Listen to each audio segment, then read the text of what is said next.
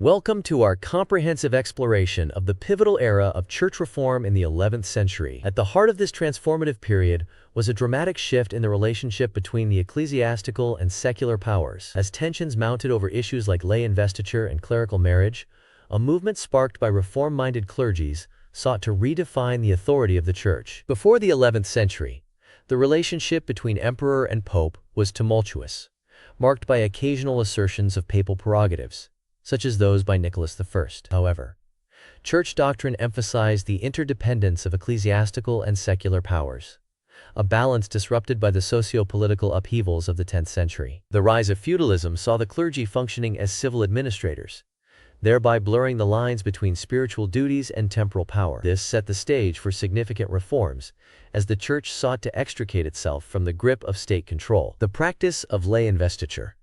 At the core of the church-state conflict was the contentious practice of lay investiture. As monarchy integrated with the ecclesiastical hierarchy, kings appointed bishops and abbots, bestowing symbols of spiritual authority such as the ring and pastoral staff. In exchange, these church officials swore fealty to the monarch, effectively becoming secular vassals. This compromise in ecclesiastical integrity prompted reformers to challenge the very foundation of this practice, arguing for a church free from secular influence. Clerical marriage and its challenges.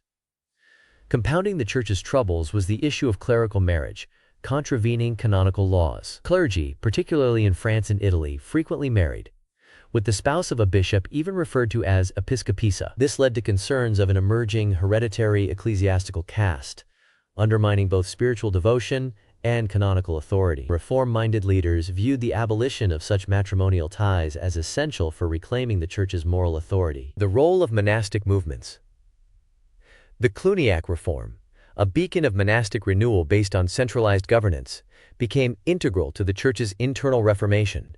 Monasteries under the Congregation of Cluny thrived on principles of centralization and papal allegiance. By sidestepping local episcopal authorities, the Cluniac model proposed an ecclesiastical reorganization mirroring its monastic success. It advocated for a church hierarchy centralized under the papal aegis, thus bolstering its autonomy against secular encroachments. To combat the dual threats of simony and clerical marriage, the church pursued a dual reform strategy, abolishing lay investiture and enforcing celibacy. This agenda inevitably faced resistance from secular rulers who relied on invested clergy to consolidate their power. Reformers articulated a vision where ecclesiastical appointments were free from royal influence. This fundamental shift threatened the feudal symbiosis of church and state that had endured for centuries. Important figures and councils.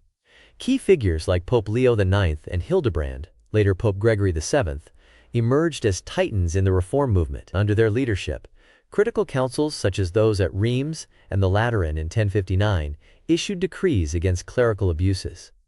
The centralization of papal power through these councils marked a significant stride toward institutional reform. It reinforced the church's supremacy in spiritual matters. The impact of imperial politics. German emperors like Henry III exerted considerable influence over papal elections, often nominating German clerics sympathetic to both imperial and reformist agendas. Yet this control was a double-edged sword. With the death of Henry III and the ascendancy of Henry IV under a regency, the reformist faction found new opportunities to assert ecclesiastical independence from imperial domination. Strategies for reform success. Reformers tactically aligned with emergent powers like the Normans, seeking a protector against both imperial imposition and Roman factionalism. Through alliances and strategic decrees, the church sought to realign its authority. By fully centralizing power in the hands of the papacy, this endeavor aimed to shield the church from secular entanglements. The goal was to ensure the spiritual primacy of its mission. In conclusion, the 11th century church reforms were a crucible for change, setting the groundwork for the medieval papacy's future autonomy and influence. These reforms not only realigned church and state relations, but also curated a legacy of papal authority. As we reflect on these monumental changes, we understand their lasting influence on the fabric of church-state dynamics. This impact continues to shape ecclesiastical and secular discourse to this day.